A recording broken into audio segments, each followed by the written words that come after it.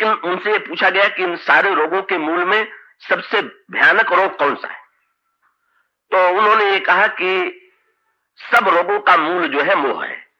तो आगे चल करके उन्होंने त्रिदोष की तुलना तो काम क्रोध लोभ से की। काम वात कफ लोभ अपारा, क्रोध पित्त नित्य छाती जारा, प्रीति करे जो तीनों भाई, उपजय सन्निपात दुखदाई, अहंकाराति दुख डमरुआ। अभी आपके सामने वो पंक्तियां पढ़ी गई। पर सबके प्रारंभ में भी ये कहते हैं कि मोह जो है वो सारे व्याधियों के मूल में। तो ये मोह सारे व्याधियों के मूल में है, इसका तात्पर्य क्या? अच्छा, नारद जी के प्रसंग पर विचार कीजिए। नारद जी के चरित्र में जो दोषों का उदय होता है उसके मूल में क्या है? तो काकभूषुंड जी कहते हैं सारे दोषों के मूल में है मोह। और मोह का अर्थ क्या? मोह का तात्पर्य क्या? अगर हम और आप गहराई से विचार करके देखें तो शरीर और मन दोनों के संदर्भ में सारे रोगों की जड़ मोह है। तो मोह का अर्थ क्या? साधारणतः लोग ये समझने की भूल कर बैठते हैं कि मोह का अर्थ है अज्ञान, न जानना। ऐसी बात नहीं। तो अज्ञान अलग वस्तु है और मोह अलग वस्तु है। ज्ञान का अभिप्राय है जानना और अज्ञान का तात्पर्य है नहीं जानना। पर मोह का तात्पर्य क्या? का मोह का तात्पर्य उस वृत्ति से है कि जहां जान करके भी न जाने के समान आचरण है, बस वहां मोह है। बस ये मोह की व्याख्या रामचरितमानस में ये कह करके की गई कि जहां पर व्यक्ति अपने प्राप्त ज्ञान का दुरुपयोग करता है वहीं उस पर उसके जीवन में मोह है, ये कहा जा सकता है। तो रोग भी इसी तरह से होते। शरीर में भी व्यक्ति जानता है कि ये कुपथ्य नहीं, ये भोजन नहीं करना चाहिए, इस प्रकार का आचरण नहीं करना चाहिए, और जब वो अपने जाने हुए सत्य का तिरस्कार करता है तो शरीर में रोग होता है। और ठीक इसी प्रकार से व्यक्ति के मन में जो रोग होता है, मन में जो दोष आते हैं, उन समस्त दोषों के मूल में भी एक ही सत्य है। क्या? अज्ञान के कारण अगर कोई व्यक्ति में दोष आ जाए, रोग आ जाए, तो वो व्यक्ति के लिए क्षम्य। पर व्यक्ति के जीवन में जो अधिकांश में कमी आती है वो इसीलिए आती है कि वो जानबूझ करके भी जाने हुए सत्य की उपेक्षा करता है, अवहेलना करता है। अब इस संदर्भ में आप नारद जी के चरित्र पर विचार कीजिए। मानस रोगों में से अनेक ऐसे रोग हैं कि जो नारद के चरित्र में दिखाई देते हैं। ये जो रोग गिनाए गए हैं, आपको लगेगा कि नारद जी के चरित्र में अधिकांश रोग आ गए, लेकिन नारद प्रसंग को कहा क्या गया कि जब काकभूषुंड जी गरुड़ जी को नारद जी का चरित्र सुनाते हैं तो उसमें एक पंक्ति आती है, पुनि नारद कर मोह अपारा। काकभूषुंड जी ने गरुड़ को नारद के मोह की कथा सुनाई। तो वहां पर यह भी पंक्ति तो लिखी जा सकती थी कि पुण्य नारद कर काम अपारा, क्योंकि नारद जी काम में कितने बेचैन हो गए इसका बड़ा विस्तृत वर्णन आता है। काम में बेचैन होकर के विवाह करना चाहते हैं, पर काम का नाम नहीं लिया गया। या नारद कर क्रोध अपारा भी कहा जा सकता था, जिस क्रोध में आकर के उन्होंने भगवान को शाप दे दिया। तो ये अन्य विकार नारद के जीवन में अन्य दोष आ गए, पर शंकर जी ने और काकभूषुंड जी ने दोनों ने उसका जो नामकरण किया उसके मूल में उन्होंने मोह शब्द का उच्चारण किया। और हम देखेंगे कि किस प्रकार से नारद के व्यक्तित्व के माध्यम से बताया गया बड़े से बड़े व्यक्ति के जीवन में कैसे मोह के कारण दुर्बलताएं प्रविष्ट होती हैं, रोग प्रविष्ट होते हैं, और फिर रोग प्रविष्ट हो जाने के पश्चात रोग किस सीमा तक पहुंचने के पश्चात उसकी कैसे चिकित्सा होती है। इसके द्वारा मानो गोस्वामी जी सावधान कर देते हैं कि नारद जैसा श्रेष्ठतम व्यक्ति भी का अपनी थोड़ी सी भूल के कारण इन रोगों को अपने जीवन में निमंत्रित कर देता है। अगर कोई साधक ये समझता हो, शरीर के संदर्भ में भी यही सत्य है, व्यक्ति अगर ये समझता हो कि हम रोज स्वास्थ्य के नियमों का पालन करते हैं, एक दिन अगर नहीं भी करेंगे तो कोई बात नहीं है, ऐसा नहीं। नित्य स्वास्थ्य के नियमों का पालन करने के बाद एक दिन भी कुपथ्य करेगा तो उसका शरीर प्रभाव पड़ेगा। और इसी प्रकार से निरंतर सजग रहने वाला साधक अगर एक दिन भी ये समझ लेगा कि अब स्वास्थ्य के नियमों की चिंता करने की आवश्यकता नहीं रह गई, अब हम इससे मुक्त हो गए, तो ऐसी परिस्थिति में उस साधक के जीवन में महानतम संकट आएगा। वो कितनी भी उत्कृष्ट स्थिति में पहुंचा हुआ क्यों न हो, इन बातों को स्पष्ट करने के लिए नारद का चुनाव किया गया। पर उस सारे प्रसंग का नाम दिया गया पुण्य नारद कर मोह अपारा। ये नारद का मोह है। और यही प्रसंग शंकर जी जब पार्वती को सुनाते हैं, पार्वती जी पूछती हैं भगवान का अवतार क्यों होता है, तो शंकर जी कहते हैं कि भगवान के अवतार के अनेक कारण हैं, और अनेक कारणों को बताते बताते कहते हैं का नारद शाप दीन एक 12 कल्प एक तेहि लगी अवतारा। नारद ने एक बार शाप दे दिया और इसलिए एक कल्प में भगवान का अवतार हुआ। पार्वती जी तो आश्चर्य से शंकर जी का मुंह देखने लगी। महाराज, नारद जी ने शाप दे दिया? आश्चर्यचकित होकर के शंकर जी को उन्होंने बीच में रोक करके कहा, यह प्रसंग मोहि कहो पुरारी। तो वहां पर भी शब्द वही, पार्वती जी के मुंह से भी शब्द वही निकला।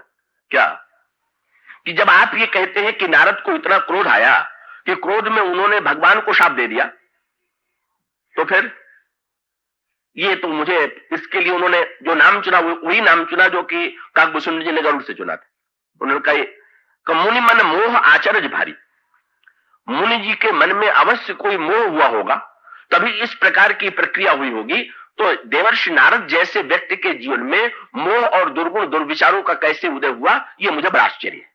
और तब इसके पश्चात का देवर्षि नारद का चरित्र भगवान शंकर सुनाते। तो आप देवर्षि नारद के चरित्र को सुने और उसको ये देखने की चेष्टा करें कि मानस रोगों के संदर्भ में किस तरह से रोग आते हैं। और एक बड़ी विलक्षण सी बात है जो अभी मैंने आपसे कहा था, इस प्रसंग की सबसे बड़ी विचित्रता यह है कि नारद ने तो दो अपने महानतम व्यक्तियों के, ये नारद के चरित्र में ये बात आती है कि उनके दो महान मित्रों ने उनमें दोष देखा जो उनके अत्यंत हितैषी थे, और एक विरोधी व्यक्ति ने भी उनके दोष को देखा। ये सारे के सारे प्रसंग विद्यमान।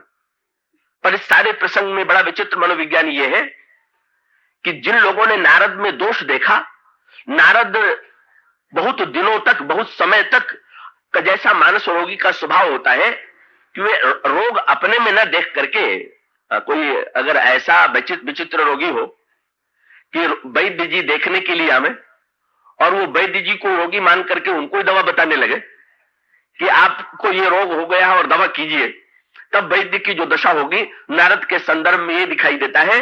नारद ने, भगवान शंकर ने नारद के दोषों को देखा और नारद के दोषों को दूर करने की चेष्टा की। भगवान विष्णु ने नारद के दोषों को देखा, लेकिन विचित्र व्यंग्य यह है कि नारद को भगवान शंकर में भी दोष दिखाई पड़ा। गोस्वामी जी कहते हैं, जब क्रोध आ जाए मन में तो समझ लेना चाहिए कि अब पित्त ज्वर आ गया। जब काम आ जाए तो समझ लेना चाहिए कि अब वातज ज्वर आ गया। अगर मन में लोभ आ जाए तो समझ लेना चाहिए कफज ज्वर आ गया। अहंकार आ जाए तो समझ लेना चाहिए कि अब डमरुआ हो गया। छल कपट आ जाए तो समझ लेना चाहिए कि अब ये हमारे अंतःकरण में, हमारे मन में कोढ़ उत्पन्न हो गया। और इस तरह से अगर आप विचित्र सी बात देखें तो क्रमशः गोस्वामी जी ने लिखा कि नारद जी में ये जितने रोग हैं उनमें से अधिकांश रोग दिखाई दे रहे हैं। और रोग हुआ कहा, ये पूरा प्रसंग जो है बड़ा आश्चर्यजनक। क्या? नारद को ये रोग हुआ वहां जहां पर रोग होने की कोई कल्पना भी नहीं की जा सकती थी। कहा? पवित्र देश में, पवित्र काल में और पवित्र नारद के जीवन में। गोस्वामी जी ने जो चित्र प्रस्तुत किया उसको क्रमशः मैं आपके सामने रख दूं। देवर्षि नारद का एक व्रत है कि वो संसार में परिभ्रमण करते रहते हैं, प्रतिक्षण चलते रहते हैं। तो उसमें दोनों उद्देश्य है। कई एक तो कथा आती है कि दक्ष प्रजापति ने उनको शाप दे दिया था कि एक जगह तुम कहीं अधिक देर तक नहीं रुकोगे, क्योंकि दक्ष प्रजापति को ऐसा प्रतीत हुआ, दक्ष प्रजापति के लड़कों को इन्होंने उपदेश दे करके सन्यासी बना दिया, विरागी बना दिया। तो उनको लगा कि अधिक देर रुकते हैं तो घर बार छुड़ा देते हैं, इसलिए अगर अधिक देर नहीं रुकेंगे तो लोग सुरक्षित परिवार रहेंगे, गार्हस्थ जीवन सुरक्षित रहेगा। तो उन्होंने नारद को शाप दे दिया कि तुम का गोदोहन वेला से अधिक कहीं पर टिकी नहीं पाओगे, या 2 घड़ी से अधिक कहीं टिकी नहीं पाओगे, चलते रहना पड़ेगा। पर वो लोक कल्याण के लिए तो बहुत अच्छी बात हुई। नारद, देवर्षि नारद सर्वदा, देवर्षि नारद जो है कब वो लोक कल्याण की दृष्टि से कहीं अधिक देर रहते तो शायद कुछ कम व्यक्तियों का कल्याण होता। अधिक देर रहते हैं तो निरंतर अधिकाधिक व्यक्तियों का संपर्क उन्हें प्राप्त होता है, और उसके साथ साथ संसार में अधिक घूमने के कारण संसार के दोषों को और दुखों को वे देखते हैं। और ऐसी पुराणों में कथा आती है कि जब वे कोई समस्या संसार की देखते हैं तो भगवान के पास जाकर के उसका निवेदन करते हैं कि संसार कितना दुखी है। आप लोग सत्यनारायण की कथा तो आप में से अधिकांश ने सुनी होगी। उसका तो मूल यही है कि पर्यटन विविधान लोकान, नारद सारे लोकों में घूमते हुए मृत्युलोक में आए। तत्त दृष्ट्वा जनान सर्वान नाना क्लेश समन्वितान। वहां नारद जी ने देखा कि सारे जीव दुखी हैं, और तब भगवान के पास गए, महाराज इनके दुख का निवारण कैसे। लेकिन इस समय एक दूसरा चित्र नारद का आता है, और वह है वो महान योगी नारद का चित्र। महान योगी नारद का यहाँ पर उनके चरित्र में योग पक्ष की मुख्यता की ओर गोस्वामी जी ध्यान आकृष्ट करते और सावधान भी करते कि इतना महान योगी भी, कि योग का अभिप्राय ही है कि जो निरंतर दोषों के विरुद्ध सतत संघर्ष करके उन्हें पराजित करने वाला है साधना के माध्यम से, वो महान योगी। तो यहाँ पर नारद के जीवन का योग पक्ष सामने आता है। नारद भ्रमण करते हुए हिमालय की उपत्यका में जाते, तो सारे संसार में हिमालय परम पवित्र माना जाता है, और हिमालय के में भी नारद ऐसे स्थान पर पहुंचे जहां पर एक गुफा थी, और उस गुफा के पास गंगा जी की धारा बह रही थी। गंगा के किनारे एक बड़ी ही सुंदर हिमालय में गुफा थी। नारद ने उसको देखा। वो स्वामी जी से यहीं से वर्णन प्रारंभ करते, कितना पवित्र देश था। बोले, हिमगिर गुहा एक अति पावन, बह समीप सुरसरी सुहावन, आश्रम परम पुनीत सुहावा, देखी देव ऋषि मन अति भावा। का उस पवित्र वातावरण को देख करके हिमालय की एकांत उपत्यका, सुंदर एकांत गुफा, बहने वाली गंगा को देख करके उनके अंतर मन में यह अभिलाषा उत्पन्न हुई कि मैं समाधि में प्रवेश करूं। तो स्वाभाविक रूप से गोस्वामी जी ने कहा, जब उन्होंने प्रारंभ किया योग साधना के लिए, भगवान नाम का स्मरण किया और जप के माध्यम से मंत्र नाद के द्वारा उन्होंने योग की तुरीयावस्था में प्रवेश करने की चेष्टा की, तो जो काल की गति थी, जो शाप दक्ष का था, वो काल की गति वहां अवरुद्ध हो गई। उसका अभिप्राय यह है कि नारद जिस समय साधना में संलग्न है, उस समय काल की गति अवरुद्ध है, और नारद को शाप में मिला है कि 2 घड़ी से अधिक कहीं न रहे। लेकिन जहां घड़ी ही न चल रही हो, तब का क्या हो? घड़ी चलना बंद हो जाए तो हम लोग तो पूजा पाठ में भी रहते हैं तो घड़ी लेके बैठते हैं, कथा में भी बैठना पड़ा है लेकर के।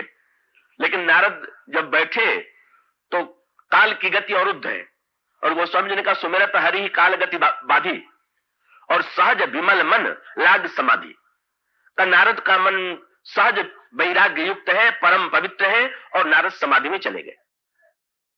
अब यहां पर गोस्वामी जी ने बड़ी गंभीर सांकेतिक व्याख्या की है कि उस गुफा को देख करके नारद उस गुफा में बैठ करके समाधि में तल्लीन हो गए। लेकिन नारद जब तल्लीन हो जाते हैं समाधि में, तो नारद की उस तल्लीनता को देख करके चिंता किसको हो गई? अब ये सबसे बड़ी समस्या है। नारद पर जो आक्रमण किया गया वो राक्षसों के द्वारा नहीं किया गया, अपितु नारद पर आक्रमण किया गया देवताओं की प्रेरणा से। और यहां पर 2 दर्शनों की टकराहट थी। का सत्कर्म और साधना के द्वारा जिसने स्वर्ग प्राप्त किया है वो है इंद्र, और समाधि में प्रवेश करने वाले नारद। तो जिस समय नारद को समाधि में बैठे हुए इंद्र ने देखा, तो ये जो सत्कर्म और पुण्य करने वाले होते हैं, का उनके जीवन में भी तो एक समस्या होती है। और वो समस्या क्या है कि उसको, इंद्र को ये लगा कि नारद इतनी बड़ी साधना कहीं हमारे स्वर्ग को पाने के लिए तो नहीं कर रहे। और इसका अभिप्राय यह है कि भोगवादी व्यक्ति जो होता है, वो कितना भी अच्छा क्यों न हो, पर अपने भोग में बंटवारा नहीं चाहता। ये तो चाहते नहीं कि कोई हमारे भोगों पर अधिकार कर ले, और स्वाभाविक रूप से ऐसी परिस्थिति में का उसको ऐसा प्रतीत हुआ कि शायद नारद मेरे स्वर्ग पर अधिकार करने के लिए साधना कर रहे हैं। और तब इंद्र की प्रेरणा से जाता है काम आक्रमण करने के लिए नारद के ऊपर। तो फिर वो 2 पक्ष हो गए। रावण की प्रेरणा से मेघनाद का लक्ष्मण जी के ऊपर आक्रमण करने आना, यह भी एक पक्ष है। पर इंद्र की प्रेरणा से काम का ये 2 रूप है। काम का एक रूप वो है जो मेघनाद के रूप में लंका में रहता है, और जिससे रावण प्रेषित करता है लक्ष्मण से लड़ने के लिए। और काम का एक रूप वह है, काम दोनों ओर है। ये काम का दोनों पक्ष है, और आगे चल करके देवताओं की इच्छा से भी काम चलता है, और राक्षसों की इच्छा के अनुकूल भी काम चलता है। तो यूं कह लीजिए, चाहे काम के 2 रूप हैं। एक वो है काम जो दैत्यों के द्वारा, राक्षसों के द्वारा संचालित होता है, और दूसरा काम वो है जो देवताओं के द्वारा संचालित होता है। लेकिन जब भी काम आता है, लक्ष्मण के ऊपर जब काम आक्रमण करता है, तो उसका एक अलग पक्ष गोस्वामी जी प्रस्तुत करते हैं कि वहां तो प्रेरक मोह है, पर यहां मोह नहीं प्रेरक है। यहां पर पुण्यमय इंद्र जो है, इसका अभिप्राय यह है कि सद्गुणों के द्वारा भी कभी कभी व्यक्ति के जीवन में दुर्गुणों का आगमन होता है, और ये समझ में आने वाली बात है। क्यों? तो सद्गुणों का उद्देश्य यदि भोग और सम्मान प्राप्त करना होगा, तो ऐसी परिस्थिति में अंततोगत्वा जब सद्गुण भोग और सम्मान की वृत्ति से प्रेरित होंगे, तो उसका जो परिणाम है उसके उनके जीवन में ईर्ष्या के रूप में उत्पन्न अवश्य होगा। क्योंकि गोस्वामी जी से जब पूछा गया कि महाराज, स्वर्ग में भी तो सारे सुख विद्यमान रहते हैं, स्वर्ग में पहुंचना तो बहुत अच्छा है, मृतलोक के रोग से, मृतलोक के दुखों से स्वर्ग में पहुंच करके पीछा तो छूट जाता है। तो तुलसीदास जी ने कहा कि अरे भाई, चाहे सारे रोगों से पीछा छूट जाता हो, पर स्वर्ग का सबसे बड़ा रोग एक ही, क्या? बोले स्वर्गहु मिटत न सावत। स्वर्ग में सौतिया डाह नहीं मिटता, सबसे अधिक ईर्ष्या जो है वो स्वर्ग में होती है। ये बहुत मनोवैज्ञानिक बात। ये सद्गुण संपन्न लोग परस्पर ईर्ष्यालु बहुत होते हैं। ये जीवन और समाज का भी सत्य है और पुराणों का भी सत्य वही है।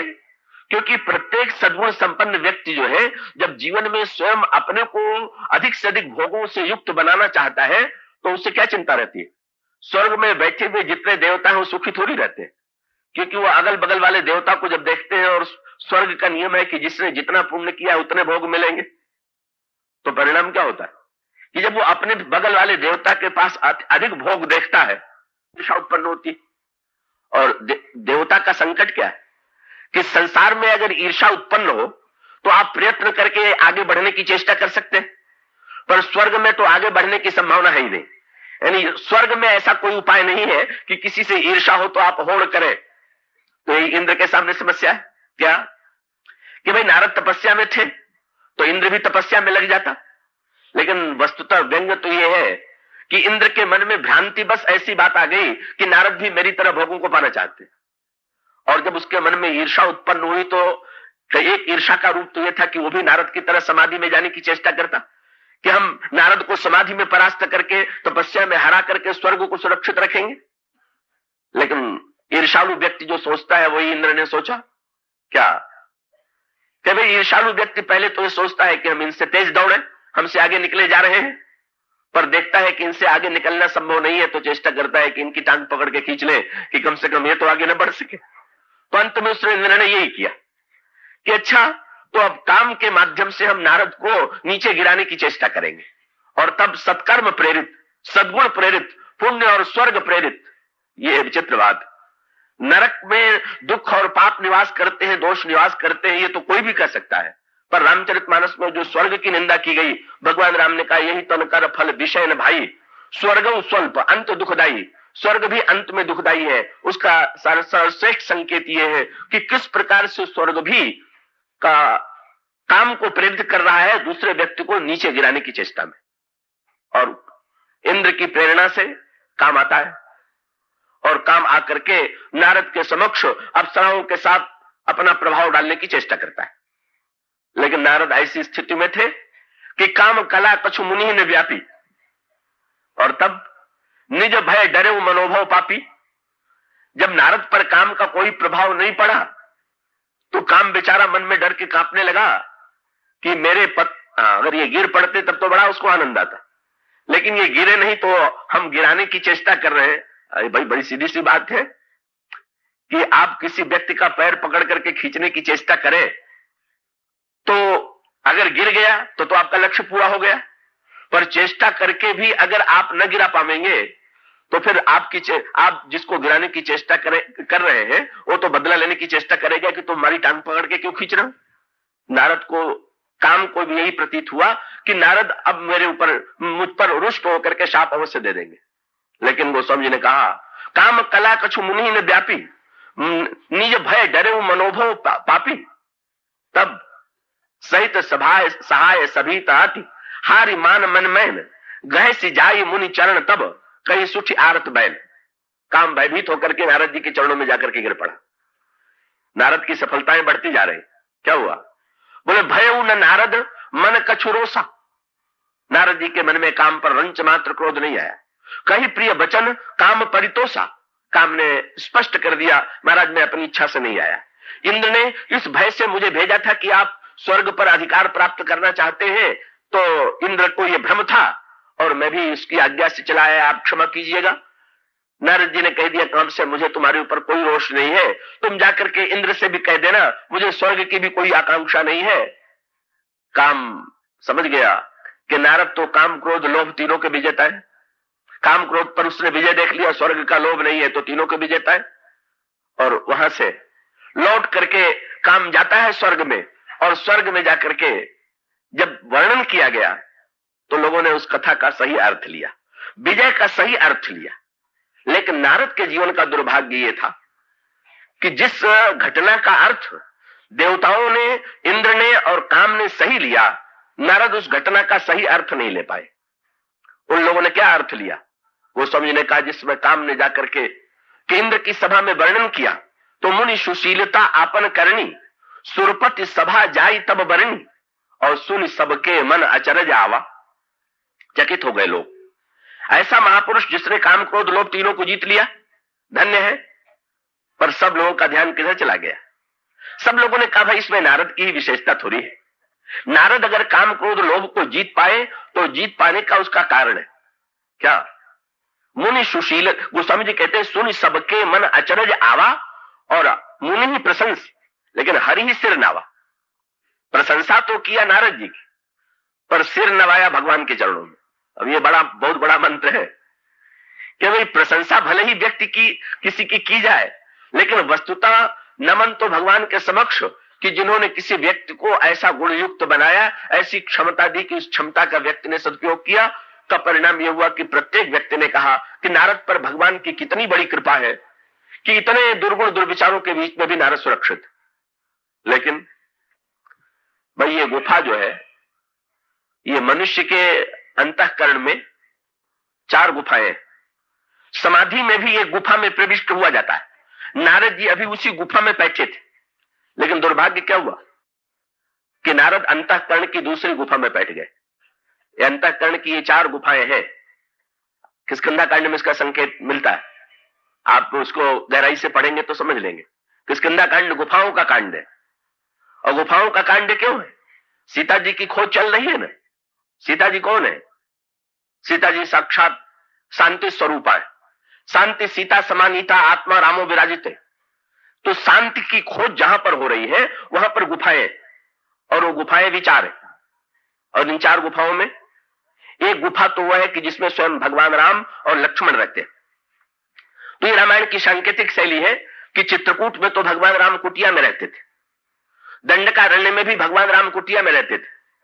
लेकिन जब भगवान राम किष्किंधा कांड में उनके रहने का वर्णन आया तो उनसे पूछा गया कि भगवान राम प्रवर्षण पर्वत पर किस कुटिया में रहते थे, और भगवान राम जिस कुटिया में रहते थे उसका निर्माण किसने किया? तो गोस्वामी जी ने कहा कि प्रवर्षण पर्वत पर भगवान राम कुटिया में नहीं रहते थे, गुफा में रहते थे। और उस गुफा को सजाया किसने था जिसमें श्री राम और लक्ष्मण का निवास है? तो कहते देवन प्रथम ही गिर गुहा राख्यो रुचिर विनाय, और राम कृपा निधि कछु दिन बास करही गया है। तो भाई किष्किंधा कांड की एक गुफा वो है कि जिसमें भगवान राम लक्ष्मण रहते हैं, और वो किष्किंधा कांड की गुफा ही नहीं है। हमारे आपके अंतःकरण में भी एक ऐसी गुफा है जिसमें साक्षात भगवान का निवास है। कई इस गुफा में अगर व्यक्ति प्रविष्ट होगा तो साक्षात भगवान राम का साक्षात्कार करेगा, दर्शन करेगा। ये गुफा ही है। और दूसरी गुफा वो है जब श्री सीता जी की खोज में बंदर चलते हैं और जल के प्यास के मारे वे मरने लगे और वन में मार्ग भटक गए, तो उस समय हनुमान जी ने बंदरों की दशा को देखा, और बंदरों की दशा देख करके उन्होंने कहा कि मित्रों, जल यदि नीचे नहीं मिल रहा है तो ऊपर पहुंच करके जल खोजने की चेष्टा करें। पर बंदर अपने आप को इतना थका हुआ पाते हैं कि वे कहते हैं कि नहीं महाराज, ऊपर चढ़ने का साहस हम में नहीं है, आप ही जरा चढ़ के दिखाइए। हनुमान जी ऊपर चढ़ गए और वहां जाकर के गुफा देखते हैं। उस गुफा को देख करके हनुमान जी उतर करके नीचे आते हैं और बंदरों को लेकर के ले जाते हैं ऊपर, और बंदरों को ले जाकर के वो गुफा दिखाते हैं। सबको ले सोई विवर दिखावा। हनुमान जी ने दिखा दिया कि इसमें भीतर गुफा है, और इस गुफा के भीतर कौन जा रहा है? जल के पक्षी जा रहे हैं। चक्रवाक बक हंस उड़ाही बहुतक खग प्रविसहित ही माही। चक्रवाक बगुला और हंस जो है उसमें जा रहे हैं। हनुमान जी से बंदरों ने कहा जल तो नहीं दिखाई दे रहा। हनुमान जी ने कहा जल नहीं दिखाई दे रहा है, पर जल के पक्षी तो दिखाई दे रहे। पक्षियों को देख करके प्रत्यक्ष प्रमाण नहीं है तो अनुमान प्रमाण से कल्पना कर लो कि भीतर जल होगा, चलो भीतर। लेकिन गोस्वामी जी ने बड़ी सांकेतिक भाषा लिखी। क्या? अंगद ही इन सारे बंदरों के नेता थे, मुखिया थे, आगे आगे चल रहे थे। जब हनुमान जी ने अंगद से कहा कि सारे बंदरों को लेकर के आप गुफा में चलिए, तो अंगद ने कहा मैं गुफा में नहीं जाऊंगा। क्यों? गुफा शब्द से इनके मन में आतंक बैठ गया, क्योंकि इस गुफा के पहले रामायण में एक गुफा का और वर्णन, और इसी गुफा में बाली बैठा था, और तभी चाचा में और पिता में झगड़ा हुआ और सारा परिवार जो है बाली का वध भी इसी गुफा के कारण हुआ। तो उनको उसी गुफा की याद आ गई जिस गुफा में बाली बैठा था। ये 4 गुफाएं। एक गुफा वो है कि जिसकी याद करके अंगद आगे बढ़ने को तैयार नहीं। अंगद ने हनुमान जी से कह दिया, बोले महाराज मेरे पिताजी बिना सोचे समझे गुफा में बैठ गए, सर्वनाश हो गया, मैं तो नहीं बैठूंगा। हनुमान जी ने मुस्कुरा करके कहा, भाई तुम्हारे पिता जिस गुफा में बैठे थे वो गुफा ऐसी थी जिसमें नहीं बैठना चाहिए था, लेकिन जिस गुफा में यहां पर चलना है इस गुफा में तो अवश्य बैठना चाहिए। अंगद का साहस नहीं हुआ तो हनुमान जी के नेतृत्व में अंगद भी गए, पर आगे आगे नहीं गए। आगे कहे हनुमंत लीना बैठे बिबर विलंबन कीना। का हनुमान जी के नेतृत्व में बंदर प्रवेश करते हैं, और इस गुफा में कौन रहता है? स्वयं प्रभा रहती है। तो एक गुफा में ईश्वर है, दूसरे गुफा में स्वयं प्रभा है। यही स्वयं प्रभा बंदरों को जल पीने और फल खाने के लिए कहती है, संदेश देती है। और फिर एक तीसरी गुफा और है, और वो तीसरी गुफा समुद्र के किनारे थी। जब बंदर समुद्र के किनारे पहुंच गए और सीता जी का साक्षात्कार नहीं हुआ, साधन करते करते गुफा में प्रविष्ट होने के बाद भी जब साधक शांति का साक्षात्कार करने में समर्थ नहीं हुआ, तो उसमें निराशा का संचार हुआ, और ये बंदर ये सोचने लगे कि अब तो हम प्राण का परित्याग कर देंगे। और तब गोस्वामी जी ने लिखा कि उस समुद्र के पास भी पहाड़ियां थी, और पहाड़ी में एक गुफा थी, और उस गुफा में एक गीध बैठा हुआ था जो देहाभिमान से ऊपर उठा हुआ था, जो महान ज्ञानी था, और उसका नाम था गिरि कंदरा सुनी संपाति। तो ये संपाति था। तो ये 3 गुफा, एक संपाति की गुफा, एक स्वयं प्रभा की गुफा, और एक भगवान की गुफा। और इन तीनों गुफाओं का तात्पर्य क्या है? ये जो अंतःकरण चतुष्टय है, इसी की 4 गुफाएं, मन की गुफा, बुद्धि की गुफा, चित्त की गुफा और अहंकार की गुफा। सो भाई ये जो 3 गुफाएं हैं, ये चित्त की गुफा में तो साक्षात ईश्वर का निवास है। जब व्यक्ति अपने अंतर हृदय में योग चित्त वृत्ति निरोध के माध्यम से चित्त वृत्ति का निरोध करता है, चित्त की गुफा में बैठता है, तो साक्षात ईश्वर का साक्षात्कार होता है। और स्वयं प्रभा कि ये भगवान की कृपा जो है, ये कृपा रस की अनुभूति जो है, ये हृदय और मन की गुफा में स्वयं प्रभा, ये भगवान की कृपा का संदेश लेकर के साधक जब पुरुषार्थ करते करते साधन करते करते थक गया है, तब भगवान की कृपा की अनुभूति मन में जब होती है तो साधक का उत्साह पुनः लौटता है। तो ये मन की गुफा में स्वयं प्रभा का निवास, और स्वयं प्रभा साक्षात कृपा रूपा है, और संपाति ये मूर्तिमान विवेक का प्रतीक है। इसलिए दोनों का संदेश कुछ अलग अलग प्रकार का है। संपाति बंदरों से, स्वयं प्रभा बंदरों से पूछती है, आप लोग उदास क्यों हैं? बंदरों ने कहा कि हम सीता जी को खोज रहे थे, पर सीता जी का पता नहीं लगा। स्वयं प्रभा ने पूछ दिया, सीता जी को आप लोगों ने कैसे ढूंढा? आंख बंद करके कि आंख खोल करके? उन लोगों ने कहा, देवी हम लोगों ने तो 1 महीने तक आंख बंद ही नहीं किया। सो स्वयं प्रभा ने कहा कि अब सीता जी को खोजना है तो हमारी बात मानिए, का आप लोग जरा आंख मूंद करके सीता जी को खोजिए। मूदहु नयन विभरत जी जाहू, सही पहिहु सीता ही जनि पछताहू। नेत्र मूदने का, कृपा का, विश्वास का, समर्पण का संदेश स्वयं प्रभा के द्वारा प्राप्त हुआ, और बंदरों ने कुछ क्षणों के लिए नेत्र मूदा। लेकिन नेत्र मूदना आवश्यक है कि नेत्र खोलना आवश्यक है? कथा में भी इसका प्रश्न है।